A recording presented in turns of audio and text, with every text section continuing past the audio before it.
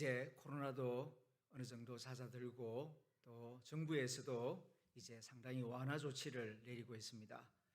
가정에서 온라인으로 예배를 드려오신 성도님들, 다음 주부터는 이제 5월 가정의 달을 맞이하니까 힘을 내셔서 가능하면 현장에 나오셔서 성도들의 얼굴을 서로 보며 인사하며 기쁨으로 예배할 수 있게 되기를 소망합니다. 지난주일 우리는 부활주일로 지켰습니다. 오늘 주일도 부활주일로 지킵니다. 다음 주일도 부활주일로 지키겠습니다. 아니, 52주, 1년 주일 전체를 부활주일로 지킵니다. 왜냐하면 주일 자체가 부활의 날이기 때문입니다. 주일의 원조는 우리가 아는 대로 안식일입니다.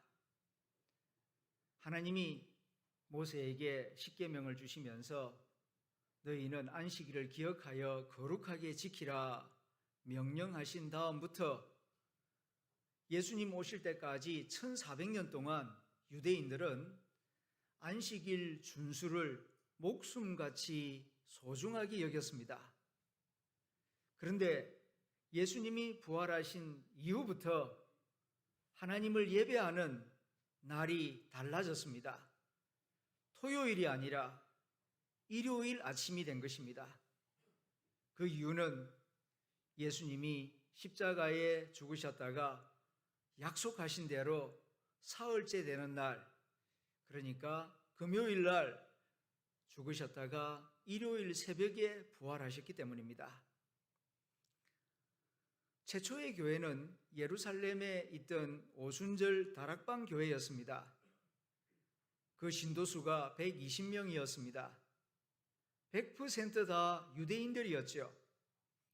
그들은 조상적부터 토요일을 예배일로 지켜왔고 토요일 날 예배드리는 것을 목숨처럼 중요하게 생각해 왔습니다. 그랬던 그들이 이제 토요일이 아니라 일요일 아침에 이 일요일을 주님의 날로 선포하고 예배를 드리기 시작했습니다. 그 전통이 지금까지 이어져 오고 있습니다. 그래서 우리는 유대인들처럼 토요일이 아니라 이렇게 일요일을 주일로 선포하고 주일날 이렇게 함께 모여 예배를 드리고 있습니다. 예수님이 실제로 역사적으로 부활하시지 않았다면 도저히 일어날래야 일어날 수 없는 불가능한 일이었습니다. 그러나 예수님은 실제로 역사적으로 부활하셨고 지금도 살아계셔서 우리의 예배를 받으시고 계시기 때문에 우리는 주님 부활하신 날을 기뻐하며 축하하며 기쁨으로 예배를 드리고 있습니다. 주일을 기억하여 부활하신 주님 앞에 나와 기쁨으로 예배드리는 모든 성도들에게 하나님의 은혜와 기쁨이 가득하시기를 축원합니다. 말씀을 듣기 전에 옆에 계신 분들과 반갑게 먼저 인사 나누겠습니다. 부활의 기쁨으로 예배합시다. 부활의 기쁨으로 예배합니다. 감사합니다. 오늘 우리가 욥기 14장의 말씀을 읽었습니다. 이 본문의 말씀은 고난 중에 있는 욥이 불안을 느끼면서 육신이 점점 약해지니까 걱정을 하면서 탄식하며 하나님께 올린 기도문입니다. 1절, 2절을 보면 여인에게서 태어난 사람은 생애가 짧습니다. 걱정이 가득합니다. 그는 꽃같이 자라나서 시듭니다. 그림자같이 지나가며 머물지 아니합니다. 그리고 10절을 보면 장정이라도 죽으면 없어집니다. 인생이 숨을 거두면 그가 어디 있겠습니까? 그리고 14절을 보면 사람이 죽으면 어찌 다시 살리까? 그렇게 하나님께 묻고 있습니다. 사람이 죽으면 어찌 다시 살 수 있겠습니까? 그러니 죽기 전에 죽으면 다 끝입니다. 그러므로 죽기 전에 하나님 나에게 자비를 베푸셔서 고쳐주십시오. 낫게 해주십시오. 이렇게 간구하고 있는 것입니다. 사람이 죽으면 어찌 다시 살리까? 이 질문은 수천 년 동안 내려오는 질문입니다. 죽으면 그만이고 몸이 썩어 없어져 버리는데 어찌 다시 살 수 있겠느냐 하는 물음입니다. 그러나 신약 성경에 들어서면은 달라집니다. 신약 성경은 죽음이 끝이 아님을 우리에게 분명하게 가르쳐 줍니다. 사도 바울은 예수님께서 장사된 지 사흘 만에 부활하여 부활의 첫 열매가 되셨다고 선포하였습니다. 그리고 우리 주 예수님은 나를 믿는 자는 죽어도 살 것이다 라고 말씀하시며 성도들의 부활을 보증하셨습니다. 그래서 우리는 예배 드릴 때마다 몸의 부활과 영생을 믿습니다.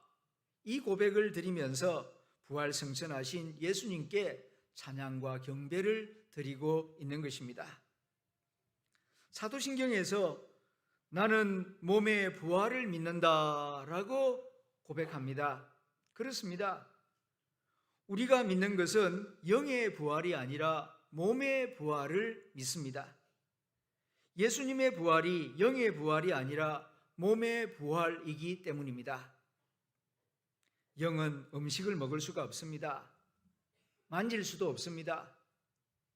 어릴 때 일이 생각이 납니다. 유교 관습대로 조상의 영에게 제사를 드릴 때에 부모님이 음식을 잘 차려놓고 절을 한 후에 숟가락을 꽂아놓고 조상 귀신이 와서 음식을 잡수시도록 자손들은 잠시 밖에 나가 있으라고 했습니다. 밖에 나가 있다가 돌아와서 호기심 어린 눈으로 없어진 음식이 있는가 없는가 확인을 해보았습니다. 그랬더니 밥과 국이 그대로였습니다. 혹시 귀신 이빨 자국이라도 있는가 하고 찜을 해둔 여러 가지 음식들을 자세히 살펴보았습니다. 그러나 보이지는 않았습니다. 왜 그렇습니까?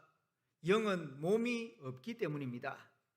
그래서 아무것도 건드리지 못하고 아무것도 먹지 못합니다. 그러나 신약 성경이 증거하는 부활은 영의 부활이 아니라 몸의 부활입니다. 그러므로 우리는 몸의 부활을 믿습니다. 만약 그렇다면 질문이 있습니다. 몸의 부활을 믿는다고 하는데 어떤 몸으로 부활하느냐 하는 질문입니다. 이 질문에 대하여 바울이 오늘 본문 고린도전서 15장에서 우리에게 아주 소중한 가르침과 진리를 주고 있습니다.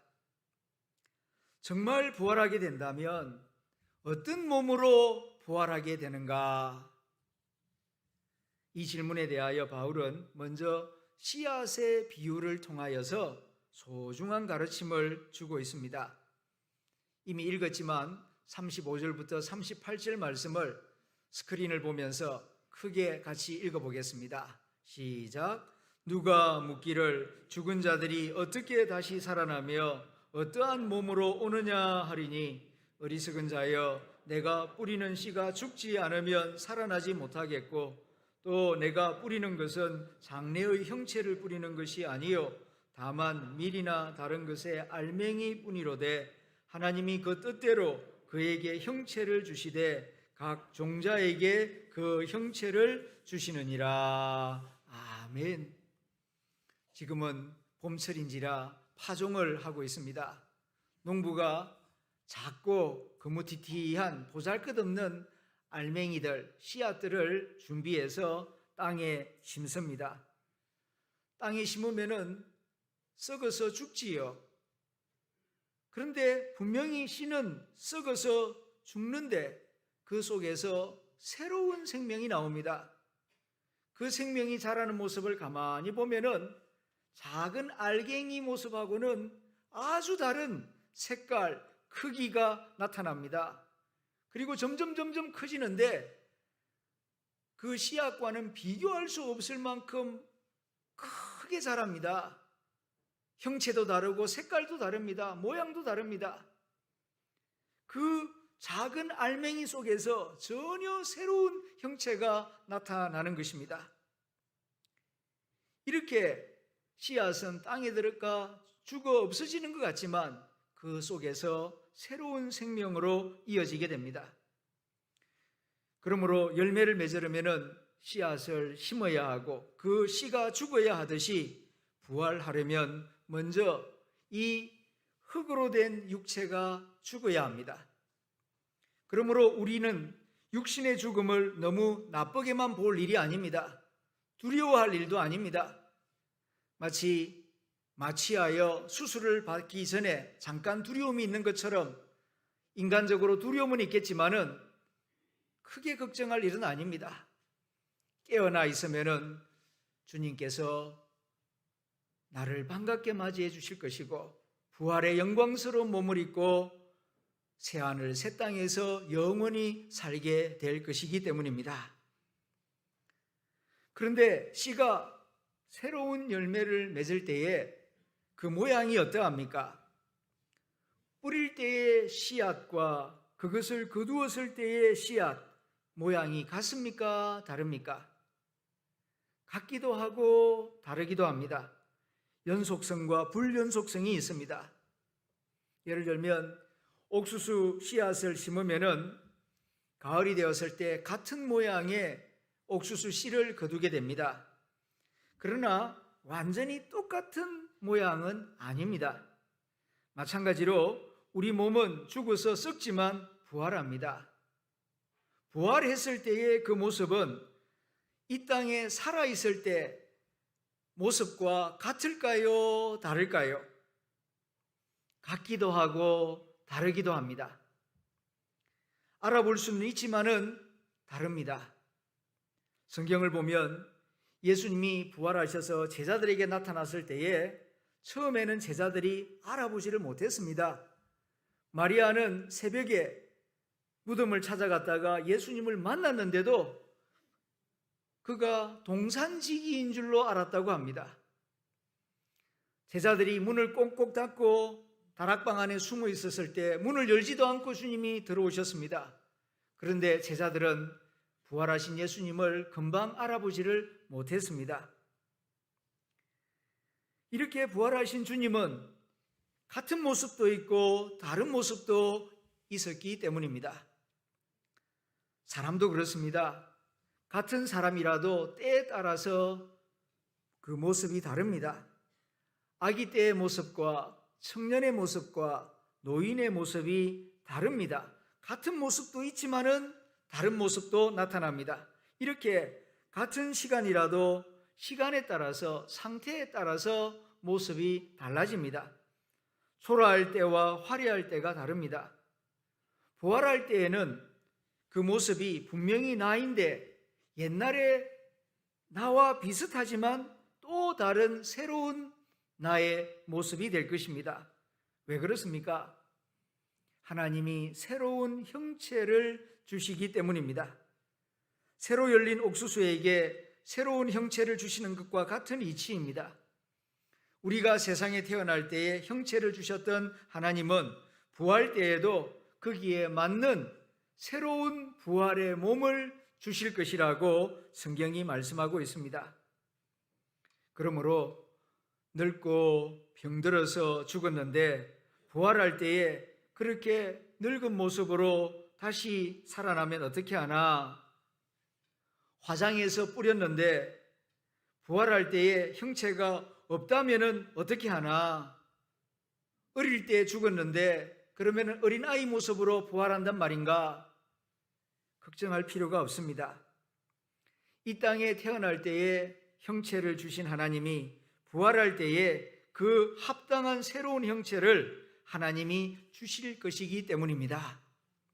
하나님은 말씀으로 무에서 유를 창조하시는 전능하신 하나님이십니다. 이 믿음 안에서 하나님의 약속의 말씀을 굳게 믿으시기를 바랍니다. 그렇다면 육신의 몸과 부활의 몸은 얼마나 어떻게 다른가? 42절에서 44절 본문이 이 비밀을 우리에게 가르쳐주고 있습니다. 다시 소리내어 읽어보겠습니다. 시작. 죽은 자의 부활도 그와 같으니 썩을 것으로 심고 썩지 아니할 것으로 다시 살아나며 욕된 것으로 심고 영광스러운 것으로 다시 살아나며 약한 것으로 심고 강한 것으로 다시 살아나며 육의 몸으로 심고 신령한 몸으로 다시 살아나나니 육의 몸이 있은즉 또 영의 몸도 있느니라. 아멘. 너무너무 소중한 말씀입니다. 흙으로 된 이 몸, 흙에서 나온 식물을 먹어야 힘을 얻을 수 있고 유지될 수 있습니다.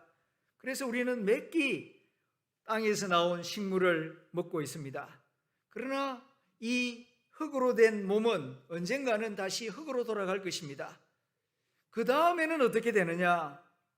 부활의 몸을 입게 된다고 하는데 부활의 몸은 어떤 몸인가? 오늘 이 고린도전서 15장 42절부터 44절 본문, 너무너무 중요한 본문입니다. 장로교를 시작한 요한 칼빈은 이 본문 고린도전서 15장 32절부터 34절 본문을 정말 오랫도록 묵상했습니다. 그리고 여러 가지 문헌들을 찾아보며 깊이 연구했습니다. 그리고 이 고린도전서 15장 본문을 주석하는 가운데에 썩을 것으로 심고 썩지 아니할 것으로 다시 살아난다. 욕된 것으로 심고 영광스러운 것으로 다시 살아난다. 약한 것으로 심고 강한 것으로 다시 살아난다 하는 이 성경 말씀을 이렇게 주석하고 있습니다. 그 날에는, 부활의 날에는 죄로 인해 잠들어 있던 1000개 이상의 감각이 다시 눈을 뜨게 될 것이다. 부활의 날에는 우리의 몸이 죄로 인하여 잠들어 있던 여러 가지 감각들이 다시 온전하게 살아날 것이다. 이렇게 주석하고 있는 구절을 읽으면서 저는 온몸이 전율하였습니다. 이 메시지를 오늘 예배 시간 여러분들과 함께 나누며 여러분 가슴 속에 꼭 새겨드리고 싶습니다. 부활의 몸은 어떤 몸인가? 1000개 이상의 죽어있던 감각이 되살아나는 신령한 몸이 된다 하는 사실입니다. 1000개의 감각, 줄이면 청감이지요.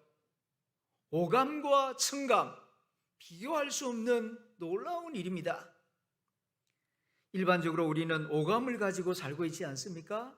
5개의 감각, 그러니까 시각, 청각, 촉각, 미각, 후각, 이 5개의 감각이 없으면 생명의 기쁨을 맛볼 수도 없고 누릴 수도 없습니다. 그런데 만약 어떤 일로 미각을 잃어버렸다고 합시다. 맛을 느끼지 못하게 되었다라고 합시다. 실제로 초기 코로나 가운데에서 미각을 잃어버려서 고통을 겪은 교우들이 몇 분 있었습니다. 그러면 얼마나 우울한지 모릅니다. 맛을 느낄 수 없다. 음식을 먹는데 맛을 느낄 수 없으면 얼마나 우울하고 얼마나 고통스러운지 모릅니다. 5개의 감각, 오감을 가지고 사는 사람인데 1개의 감각을 잃어버려서 4개의 감각, 사감을 가지고 살아가게 된다면 그 사람의 인생은 참으로 우울하고 힘들게 될 것입니다. 그런데 부활의 몸을 입게 되면 어떻게 되느냐? 오감이 아니라 육감, 육감이 아니라 칠감, 칠감이 아니라 청감을 가지고 살게 된다라는 사실입니다. 모든 감각이 되살아납니다. 하나님이 아담과 하와를 처음에 만들었을 때에 그 온전한 모습, 완전한 모습, 하나님이 만들어주신 모든 축복을 온전하게 느끼고 누릴 수 있는 완전한 몸으로 다시 부활하게 된다 하는 사실입니다. 그러면은 모든 것이 감사, 기쁨, 감격으로 변화하게 되는 것입니다. 미각을 잃어버렸던 우리 교우가 그런 이야기를 들려주었습니다. 맛을 느끼지 못하니까 마치 종이를 씹는 것 같다고 합니다. 그래서 씹긴 씹었는데 맛을 느끼지 못합니다. 이걸 삼켜야 하나, 뱉어야 하나, 살기 위해서는 삼켜야 되는 줄 압니다. 그래서 꾹 참고 마치 신문지 종이를 삼키듯이 꾹 참고 삼키는데 그 고통이 이루 말할 수가 없습니다. 그런데 하루로 끝나는 게 아니지 않습니까? 매일매일 먹어야 하는데 그렇게 한 2주일만 지나고 나면은 살이 쑥 빠집니다. 현기증이 납니다. 그러다가 어느 날 어느 순간 미각이 돌아왔습니다. 그러면은 얼마나 기쁜지 모릅니다. 그냥 비싼 음식 아니라도 그냥 맹물에 밥을 말아 먹어도 그렇게 꿀맛이고 맛있고 기쁨이 충만해지더라는 것입니다. 감각을 회복한 자의 고백입니다. 그런데 오감이 아니라 육감, 육감이 아니라 칠감, 칠감이 아니라 청개의 감각이 되살아나서 하나님이 허락하신 모든 축복을 맛보며 누리며 살아가는 그러한 삶이 부활의 삶이 될 것이라고 칼빈 선생님은 가르쳐주고 있는 것입니다. 얼마나 영광스러운 미래가 우리 앞에 기다리고 있는지 모릅니다. 한 번은 어떤 교회 원로 목사님이 평생 안경을 쓰고 사셨는데 누구의 소개로 안과에 가서 특수렌저 삽입 수술을 받게 되었습니다. 한 달 동안은 좀 고생을 하셨는데 어느 정도 나았을 때에 밖을 나왔습니다. 와, 세상이 그냥 환하게 보이는데 모든 것이 그렇게 선명하고 너무너무 아름답게 보이더랍니다. 똑같은 세상을 살아왔는데 안과 수술을 받고 바라보는 세상은 시각이 회복된 다음에 바라보는 하나님의 세계는 다르게 보입니다. 그러니까 기쁨과 감사, 천국이 따로 없다. 그렇게 정말 얼굴에 만연한 미소를 지으면서 저를 만났을 때 남 목사도 빨리 해. 그 안경 벗어. 얼마나 좋은지 몰라. 그렇게 말씀하시는 것을 들었습니다. 이렇게 시각 하나만 회복되어도 일상의 기쁨이 2배, 3배, 100배로 많아지게 되는데 부활의 몸을 입게 되고 천기의 감각이 회복되면은 얼마나 감격하며 감사하며 살아가겠습니까? 부활은 일상의 감격을 불러일으키는 하나님의 능력이며 하나님의 축복입니다. 왜 이런 부활의 몸을 주제로 해서 설교를 하고 있는 것입니까? 위의 것을 생각하며 살게 하기 위함입니다. 우리가 흙의 몸, 땅의 몸을 입고 사는 동안에는 욥이 고백한 것처럼 탄식과 근심, 걱정과 불안이 끊이지를 않습니다. 그러나 이것이 전부가 아니라는 사실을 말씀을 통하여서 기억하고 그리고 땅의 것을 바라보며 땅의 것에 집착하면서 살 것이 아니라 위의 것을 바라보며 부활하신 영광스러운 주님을 바라보며 살게 하기 위함입니다. 위의 것을 바라보며 살아갈 때에 우리가 믿음의 길을 힘있게 걸어갈 수가 있기 때문입니다. 사도 바울은 골로새서 3장 1절부터 3절에서 이렇게 말씀합니다. 그러므로 너희가 그리스도와 함께 다시 살리심을 받았으면, 다시 말하면 믿음으로 중생했으면 위의 것을 찾으라. 거기는 그리스도께서 부활 승천하신 그리스도께서 하나님 우편에 앉아 계시느니라. 위의 것을 생각하고 땅의 것을 생각하지 말라. 이는 너희가 그리스도와 함께 십자가 안에서 죽었고 너희 생명이 그리스도와 함께 하나님 안에 감추어져 있느니라. 아멘. 너희 생명이 그리스도와 함께, Your life, with Christ. 이 너의 생명이라고 하는 말씀은 다른 성경 번역을 보게 되면은 your future, 너의 미래가 그리스도와 함께 하나님 안에 감추어져 있다. 장차 우리가 어떤 모습이 될 것인가, 우리의 미래의 모습은 어떤 모습인가, 육신적으로 점점 낡아지는 이 땅의 모습이 전부가 아니라는 것입니다. 부활 승천하신 그리스도의 모습 속에 우리 미래의 모습이 감추어져 있다. 그러므로 부활 승천하신 그리스도를 바라보라. 땅만 바라보지 말고 위를 바라보라. 그리고 이 믿음으로, 이 소망으로 맡겨주신 사명을 힘있게 해나가라고 우리에게 권면하고 있는 것입니다. 그러므로 비록 두 발을 땅에 딛고 살지만 영원한 삶이 아닙니다. 나그네의 삶입니다. 우리 조부모님들이, 우리 조상들이 이 땅을 살다가 떠난 것처럼 우리들도 언젠가는 이 땅을 떠날 것입니다. 그 다음은요, 그 다음은 그리스도와 같이 부활하신 그 영광스러운 몸을 입게 될 것이다. 이것을 생각하면서 하나님이 맡겨주신 일들을 기쁨으로 성실하게 잘 해나갈 것을 우리에게 부탁하고 있는 것입니다.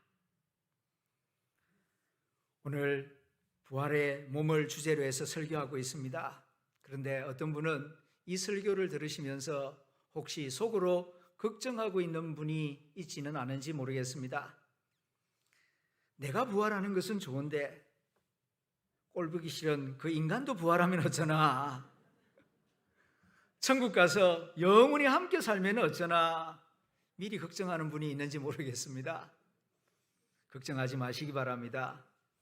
왜냐하면 천국 가면 꼴보기 싫은 사람 아무도 없을 것이기 때문입니다. 왜냐하면 나도 예수님처럼 변화되지만 그도 예수님처럼 변화될 것이기 때문입니다. 이 모습 이대로 천국 가는 것이 아닙니다. 예수님처럼, 천사처럼 변화할 것이라고 말씀하고 있습니다. 천국은 이 세상과 다릅니다. 마태복음 22장에서 주님께서 말씀하셨죠. 천국에서는 장가가는 일도 없고 시집가는 일도 없단다. 부활 때에는 장가도 아니 가고 시집도 아니 가고 하늘에 있는 천사들과 같으니라. 주님께서 친히 하신 말씀입니다. 그러므로 옆에 계신 분들에게 한번 이렇게 인사해 보시길 바랍니다. 걱정하지 말랍니다. 천사들과 같이 된답니다. 어떤 목사님이 설교 중에 이런 말씀을 하셨어요. 남자가 60이 넘으면은 신체적인 변화, 특징 세 가지가 뚜렷하게 나타나는데, 첫째는 머리카락이 많이 빠진다는 것입니다. 탈모 증상이 나타난다. 두 번째는 기억력이 많이 약해진다. 이게 60이 넘어가기 시작하는 남자들의 신체적인 특징입니다. 그리고 세 번째 이게 가장 심각한 신체의 변화인데 그게 뭐더라? 잘 생각이 나지를 않습니다. 아마도 두 번째가 너무 심각해서 그런 것 같습니다. 그러면서 한바탕 웃은 적이 있었습니다. 이 말씀을 드린데도 왜 이 대목에서 웃어야 하는지 아직 감이 안 오시는 분들에게는 오늘 예배 끝나기 전까지 깨달아지는 늦은 비의 은총이 있기를 축원합니다. 세월이 빠르게 지나가고 있습니다. 육신의 몸이 정말 옛날 같지가 않습니다. 그러나 걱정하거나 우울해하지 마십시다. 점점 멀어지는 과거를 그리워하는 대신 점점 가까워지는 새하늘 새 땅을 바라보는 저와 여러분들이 될 수 있기를 기원합니다. 거기서 부활의 몸을 입고 승계의 감각을 가지고 항상 기뻐하며 범사에 감사하며 주님과 함께 살아갈 영광스러운 미래의 모습을 마음에 자주 그려보면서 범사에 즐겁게 살아가는 성도들이 될 수 있기를 주님의 이름으로 축원합니다.